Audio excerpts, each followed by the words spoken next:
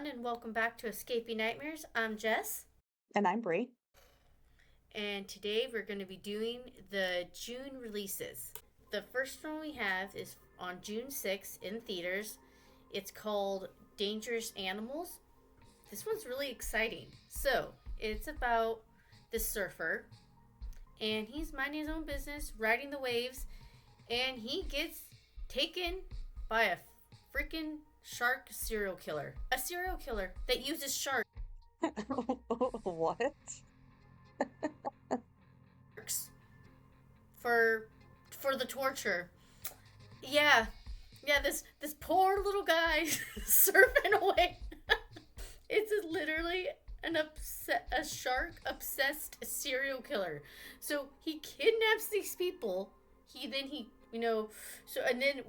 kidnapped this one surfer guy. There's already a chick there, and basically he will cut them and torture them and then put them in the cage, and then the sharks can come and then he tries to make sure the sharks he wants the sharks to eat them and pull them apart. And I was just like, that's two really terrifying things: a serial killer and the ocean. And what's scary about in the ocean is freaking sharks.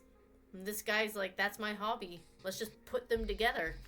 That's so funny because that's such an interesting take on. I feel like the killer shark thing has been so overdone. You got like Sharknado and Jaws and like just kind of like all these shark movies.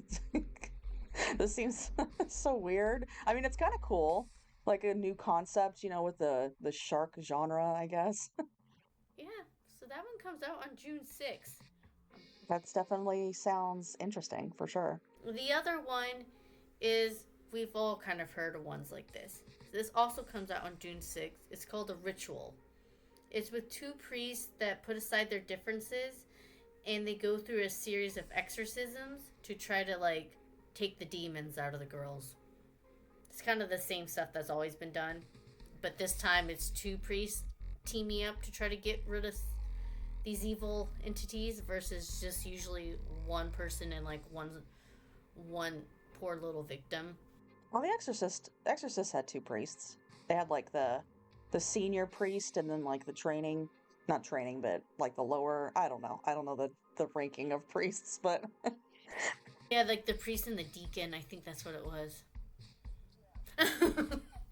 It's okay. You can tell. We're not the most highly religious in over here. no. I my dad my dad legit thought I couldn't read because I refused to like they would have like the hymns or the songs up on screen and he would be like, "You need to sing these songs," and I told him I couldn't because I didn't know how to read.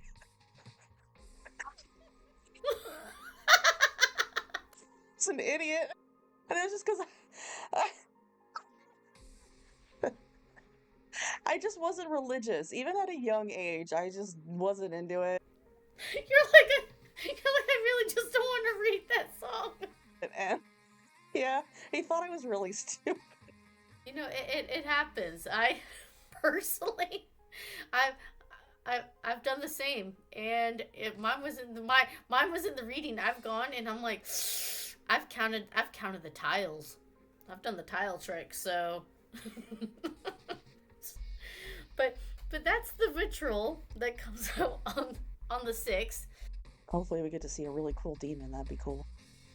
Yeah, exactly. It's always interesting when the demons take hold. They always have different turns on the people. People climbing up on the walls. That's what I like to see. It's also when they're out there and you see the person climb up on the wall, and you're like, how the heck did the person get up on the wall? And they're always on the wall, like a freaking spider. Mm-hmm. Yeah, The Exorcist. Yeah, The Exorcist still scares me. I love that movie. Great movie.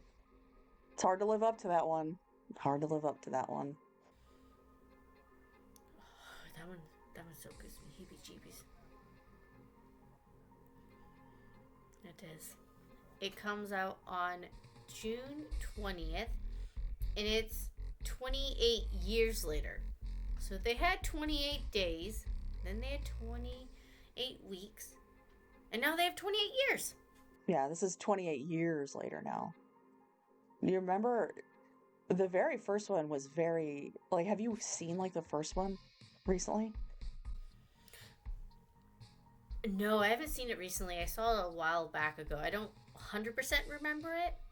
I remember it was really cool when I seen it, but like looking back at it now, you could tell it was very much an indie. I think it was even kind of foreign. It was like an indie film. So like they barely had a budget and like I don't know, it was so good. And then they did so it was Days and then they did 28 weeks and 28 weeks later was like really good. Um so I'm excited for 28 years, but it'll be interesting to see because I think some of the previews I saw, the zombies were all like, they could tell that they've been kind of weathered and stuff. So uh, I'm excited to see the effects that they do. Spread them out so much, so I feel like the quality and the technology and the special effects have grown so much because every year special effects already kind of grow. So when you separate that by like years and years, you're going to get you're almost going to get more of the potential coming out and coming out. Wanted to say, wasn't 28 days later the very first time that they used fast zombies? Or one of the very first times where they were like actually fast? Yeah, I think that was what was like groundbreaking about that movie is like we hadn't seen like fast, like vicious, like rabid zombies yet. And then that was one of the first ones to do it. Yes. Yeah. I'm gonna look it up. I'm gonna make sure. I'm gonna fact check what I just said. First fast zombies. The film credited with being among the first to feature fast zombies or running zombies was called Nightmare City and it was from 1980. So we were wrong. Return of the Living Dead 1985 and then 28 days later in 2002. Okay, so for our generations that we would remember, they were the first fast ones. So it does say that 28 days later is credited with popularizing the fast zombie. So that movie shifted people's expectations of what a zombie movie should be. So it kind of made the fast zombies kind of part of that like culture. Seventh, I have Megan 2.0. So if you guys had ever seen Megan the first one, she was basically a little robot that went rabid and just, you know, got really obsessed about like the little girl that she considered was like hers. And so anyone that messed with this will kill them. Um and so at the very end of Megan, the mom basically tears her apart because at this point she's already way too possessive over the little girl and like her wires have crossed, so she's really crazy. And in the second one, it's basically like now there's a new uprising of another robot, and the little girl and the mom's like, well, it's time to put together Megan.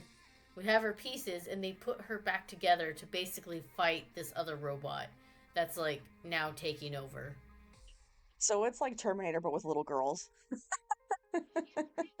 Yeah, pretty much just like Terminator with like two little girl dolls. This one's for the girlies. Exactly. You know, the guy's got, but Chucky was a little boy. Now they have a little girl, a little robot girl. Oh yeah, it is kind of like a mix. It is a mix of like a Chucky and like a Terminator, a T9. A Terminator, yeah. Yeah, it's very friendly for the younger girl. Love it. You gotta love it. It comes out in theaters and on digital. There's just too many streaming services. There's just too many. This needs to end. I kind of miss my childhood when you had a video store, and then Netflix decided to pick up, and maybe you got Netflix in the mail, and that was it. That was it. There was nothing else. But no, now Oh, I remember Netflix in the mail. Oh, some people are alive right now that don't remember that. You uncultured swine. see it was a simpler time on June 27th, and this one is a horrifying film thriller, and it's about a world-class group of climbers that are granted access to a forbidden wall. And the mystery of the rock wall has been closed for decades. And one of the guys that's in the group that wants to climb this wall, his great grandfather had actually tried to climb it himself. He attempted it and never made it.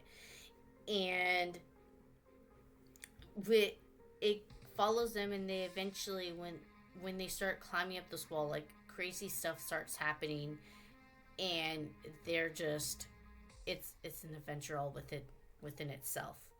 I think I know what you're talking about. I think I might have seen a preview for this one, and I think this is one of the ones I wanted to see because, like, I love like adventure horror or like camping horror. I love that.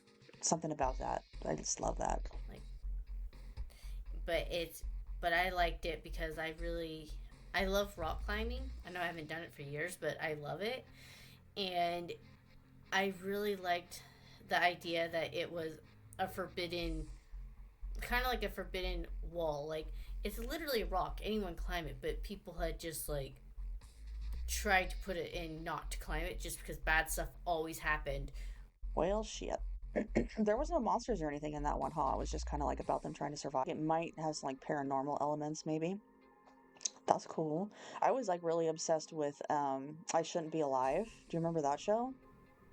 Oh my gosh, yes. I shouldn't have watched that as much as I watched it because I loved it.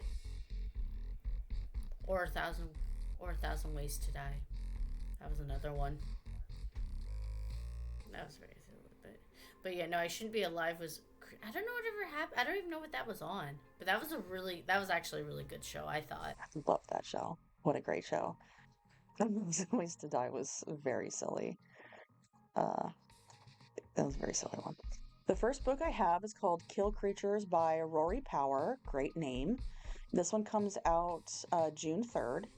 So this one is a YA gay mystery horror. There's no page numbers. Um, all right, so last summer, Nan's three best friends disappeared into Salt Cedar Canyon. She spent the years since grieving their loss and avoiding questions about what happened that night. Now, on the anniversary, she's ready to say goodbye, and so are the girls' families, who have reconvened to hold a memorial. But their vigil is interrupted by the shocking return of one of the missing girls. Everybody is overjoyed, everybody that is, except for Nan, who is pretty sure that they were dead. After all, she's the one who killed them. Atmospheric, fast-paced, and vividly realized Kill Creatures is a book about secrets, jealousy, violence, and revenge. I like the jealousy and revenge part. Yeah, I'm not really a YA person, and I don't understand how this is gay, but maybe she was lovers with it. I don't know. Maybe they were in a triangle. I don't know. But yeah, I thought it was kind of cool because she like killed them and then one of them comes back alive. It should be sounds kind of cool. Well, I was like, because YA is that's young adult, right? Yeah, that's young adult. Which I'm not saying all YAs are bad. I'm just saying that a lot of writers, they think if they're writing for a young audience that they have to talk down to them, that they have to make the adults idiots, or that they have to make the children really fucking annoying, or like they'll write kids that like act like 30-year-olds, and I'm like, the 12-year-old would not do this. So I just have a gripe. Sometimes there are some YA books that are like, wow, they did this really well. I think I read one that was called like I Killed a Werewolf Over My Summer Vacation or something like that, and it was written pretty well. Like the characters weren't idiotic, the adults weren't stupid, the characters were like actual people, not like dumbed down, you know. It was like written well. It wasn't write this stupid because it's for kids, you know. Yeah, no, that's true. Then that's why I like kind of about the young adults. If you, I usually just like them because they're usually lower in page, like in pages, and so they keep my interest a little more. But no, this one sounds like a good one. But that's June 3rd, Rory Power, Kill Creatures. And then we have Awakened by Laura Elliott. That comes out June 10th. It is a horror dystopian sci fi. And this one again has no page numbers. And I think that's because these ones are coming out on Kindle first. So I noticed a lot of times if they're on Kindle, sometimes they don't have a page number until they release for some reason. But yeah, no page number for that one either. So science has sol- sorry, silence has stolen sleep and awakened a world of horror. I've been an insomniac all my life, but I'm not sleepless and I won't become sleepless, just as long as the chips that we put into their heads never get put into mine. There's little chance of that since I won't put the machinery into my brain and neither will Edgar, neither will the professor, and we're the only three left who could. I don't want to be sleepless. Civilization has ended. In a bid to make more people productive, to give us more time, science took sleep away from humanity. But sleepness turned people into feral monsters, and now a small group of scientists are trapped in the Tower of London, consumed by guilt at what they have done and desperately searching for a cure. Then one day, as the last Raven Circle, two miraculous survivors walk into the tower. Are they the answer to the terrible question? And the next one I have is Enter the Peerless by Kyle Winkler. This is June 10th. Oh, so I had two dates. I had June 10th or June 25th. I don't know which day it's coming out, so one of those days. I use two different sites. I use Goodreads and then I use another site. They both had different dates. So, and this one again has no page number. Um, Elpener, a newly minted private investigator, finds his first case on 29 people who have entered an abandoned trailer in rural Indiana, and none of them have left. Unable to open the trailer's doors and windows, Elpener enlists two local accomplices, a knife grinder and a janitor. When they finally gain access, they fall into a pocket universe ruled by a godlike being called Folscow. Refugees of this world, a depopulated and exact copy of our world, congregate around a web of communities in St. Louis. Elpener attempts to find the missing people, but is instead forced to become the new host of the Fiscal as a communal ritual. His search for the missing in the new world and the needs of the hungry conflict as Dawn the knife raises a cult of personality, community leaders abuse their authority, and Elpener must decide whether to save the few over the many. That is, if he can find a way out of the prison he's broken into. Told in a charged, high, rhetorical, hard boiled style, Enter the Peerless is a detective novel for the heartsick rejects who know an angel in the dirt when they see one. That's interesting. I like the idea that the angels in the dirt. Yeah, so they enter a parallel universe through a broken down trailer, which I thought was kind of silly. Um, yeah, I don't know. The way that this like summary is written makes me nervous about the book, just because I guess I just don't like how it's written. I'm hoping that that's not how the book reads. Yeah, I thought it was silly. And yeah, so and within this trailer is a universe where there's like all these cults and like little factions of people kind of praying to their own gods and having their own beliefs and stuff. So, but it's cool that it's like an exact copy of our world, but in this trailer. So, it could be really weird. The next one I have is Of Flesh and Blood. This is by N.L. Levin and Hunter Burke. This is also June 10th. This is a horror mystery, and this one is 336 pages. A forensic psychologist's investigation into an infamous Louisiana serial killer leads him down a dangerous path of obsession as he discovers they share the same cursed blood. This chilling debut horror novel will captivate readers of Chasing the Boogeyman and What Moves the Dead and fans of True Detective. In 2008, a serial killer known as the Cajun Cannibal brutally murders and consumes the flesh of 8 people in a small Louisiana parish. With law enforcement closing in on him, he takes his own life before he can face the inside of a courtroom. Uh, 10 years later, when forensic psychiatrist Dr. Vincent Blackburn discovers he and the Cajun criminal are more closely connected than he realizes, he begins a case study into the psychopathy behind the killer's grisly deeds, only to find a torrent of small town politics, interracial family dynamics, and whispers of the supernatural muddying once clear waters. When copycat killings start anew, Vincent is thrust into the center of it all, putting his life, his family, and his own sanity at risk. As monsters, both figurative and literal, begin to manifest, Vincent discovers that untangling the truth from the lies is only the beginning of his nightmare. Told through the pages of Dr. Vincent Blackburn's case study memoir, and certain to appeal to readers of A Flicker in the Dark, this macabre psychological horror will leave your heart racing. That's a lot. It's a lot in there. But but it's cool. I like the copycat idea. I feel like a lot of people don't really use that idea anymore of like a copycat of it just like because with that it opens the door for a lot more other stuff that can happen. Yeah, I figured I'd include this one too because it kind of is, it's still horror, but it's also kind of like crime. You know, a lot of people like to read true crime, but this is, I mean, this isn't true crime, but it's, about a detective and, um, you know, kind of cool because he's like related to the original killer and then a copycat pops up.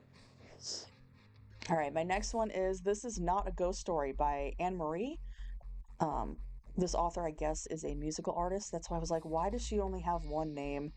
But yeah, it's Anne Marie. I guess she's like a famous musician. She's oh yeah, Grammy nominated singer songwriter. Anne Marie's uh, debut tells the story of a black man who walks into the light to find himself in Los Angeles, where he becomes an instant celebrity for being the first visible and verifiable ghost. John's house provides all he needs, surrounded by vast, beautiful oceans under a void of sky. The house is John's haven. He is alone but never lonely. He is here now, but neither remain. He is alone but never lonely. He is here now, but neither remembers nor longs for a before. He finds himself in modern day Los Angeles, the first person to ever come back from the other side. Though he has no memory of his past life or even how he died, everyone wants to know more about the black man who has returned from the dead. Is he the second coming, a hoax, or something beyond explanation? Soon he has brand deals, TV interviews, and politicians aiming to use him for their agendas, yet all John wants is to go home. But going home will require, most unfortunately, help. In search of a way back, John grudgingly joins forces with a mystic holding dubious qualifications, a hard-edged publicist bent on making him famous, and an aspiring actress who is unsettlingly familiar. With his ragtag band of allies, John begins a journey to find his house on the ocean, but getting there will prove more complicated than he imagined. For it will require not only trusting in someone other than himself, but will mean uncovering painful truth about who John was in his past life, perhaps most difficult, who he must become. A gorgeous, tender story of hope, sacrifice, and what it means to be human. This Is Not a Ghost Story introduces an astounding new voice in literary fiction. Anyway, this next one I included because of us. We are who we are. This is called The Black Cat Tales, an anthology of black cats. This comes out June 13th. It's 312 pages. It doesn't have any tags, but it was on a horror book list, so I'm assuming it's horror. Um, a black cat approaches. Do you let it cross your path or do you run in the opposite direction? From the superstitious to the unlucky, from a witch's familiar to a soul stealing grave robber, black cats have captured our imagination and remain solidly in the realm of the dark. Essentially, this is a book of short stories written by a bunch of different authors. Some are famous, some are brand new. There's all different kinds of horror. There's horror, dark fantasy, mystery, poems, and they all focus on black cats. She's not black, but it's her birthday today. Happy birthday! Look at her. She's still so little. She still looks like a kitten. She's a year old. Look at her. Look at you. She's like, oh god, she hates me. This book's about black cats. You need to be in here too. Go on. It's all about you. I love you. Octavian's a good boy. This next one I have has been on my radar since last year because I really want to read it. So this was already on my list before I even looked for more. This is The Farmhouse by Chelsea Conrad. June 17th, horror, thriller, mystery, paranormal. It's 432 pages. Every woman who has lived on this farm has died. Emily just moved in. When Emily Holt's father dies, it's time for her and her husband Joss to finally leave San Francisco. A farm in rural Nebraska is everything they want for a fresh start. Clear skies, low cost, and distance from the grief back home. They should have asked why the farm was for sale. 3 years ago, a teenage girl went missing from the farm. Soon afterward, the girl's mother mysteriously died. The deeper Emily digs, the more stories she uncovers of women connected to her new home who've met their own dark ends. With each passing day, Emily's Sanctuary slips further away. The barn seems to move throughout her property as though chasing her. Her mother's favorite music drifts across the cornfield. She swears she saw blood in one of the farmhands' trucks, and the screams that wake her are not fox howls, no matter how many times her husband says they are. If she wants to claim this place as her, if she wants to claim this place as her own, she'll have to find out the truth before whatever watches from the cornfield takes her to. And I thought this one was cool only because it said that the farmhouse moves throughout the property. I was gonna say what captionated me was just the fact that it's in a farmland, and I love crazy horse stuff because there's in farms like cornfields, even like little sheds, like everything. Just a farm setting is perfect for crimes. It's creepy too, because yeah. So the barn moves throughout the property, and her mother's favorite music drifts across the cornfields. That's creepy. My mom's favorite music was AC/DC, so That's okay. My mom's favorite music is literally U2 and In Excess with Red Hot Chili Peppers, so it would be an interesting combo as well. yeah, I'd have to see what this character's her mom's favorite music is because it could be pretty silly or it could be creepy. So hopefully they let us know what it is. But yeah, I wanted to read this one just because it sounds so weird. It sounds super interesting. Really want to read it. It's pretty long, 432 pages, but Ten Sleep by Nicholas Bellides. I think I said that right. If I didn't, sorry. June 24th, another 400 pager. This is a horror western, not for Jessica. It's a horror western, which I also really like.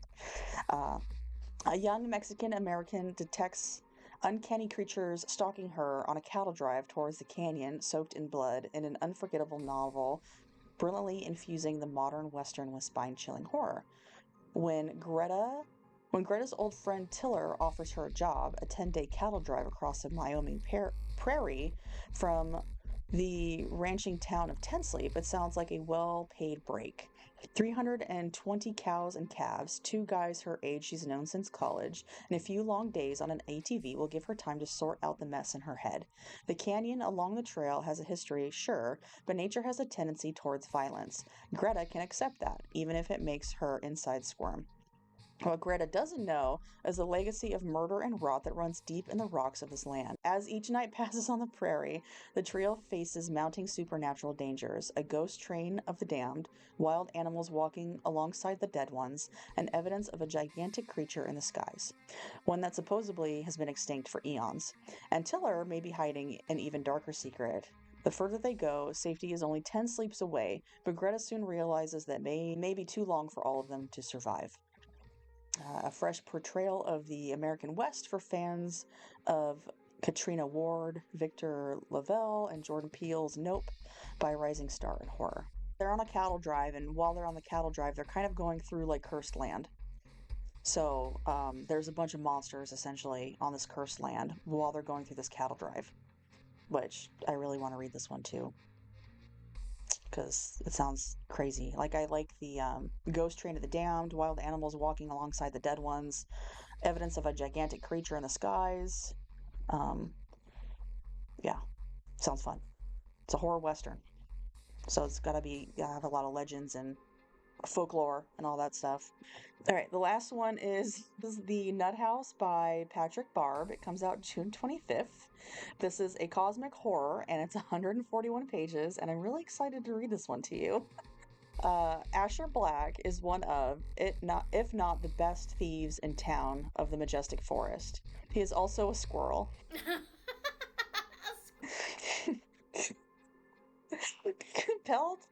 compelled compelled to lead a group of hench critters to an old house said to contain a vast store of acorns in the attic. Asher discovers the job isn't as simple as he thought. The heist quickly goes wrong as they learn that the owner of the house is a hoarder, and soon towering piles of old newspaper, puddles of sewage, and the house's animal inhabitants, a mix of pets, strays, and wildlife, who all worship a death god, all stand in the way of Asher's bushy-tailed crew and freedom. Will Asher and the others escape with their tails and minds intact? Originally in the Cosmic Horror Monthly, Patrick Barb's talking animal crime cosmic horror novella is collected here for the first time in a revised and updated edition with illustrations. In addition, a brand new prequel novelette, The Acorn Run, presents a down and dirty squirrel crime origin for the nuts that give the infamous Nut House its name. I like that one a lot. That reminds me of the borrowers with like the little people that borrow the stuff from the house. But this one is like the squirrels are instead. There's the squirrels and they're just trying to get the acorns. And they went to the poor hoarder's house. Yeah, I love that it's a cosmic horror that revolves around squirrels and a hoarder. Talk about being unique. Right? You definitely. I was not seeing that. I was not expecting squirrels. Yeah, I'm excited. I want to read this one pretty bad just because it sounds insane, and that's the last one I got. Like and subscribe and join us again. Bye.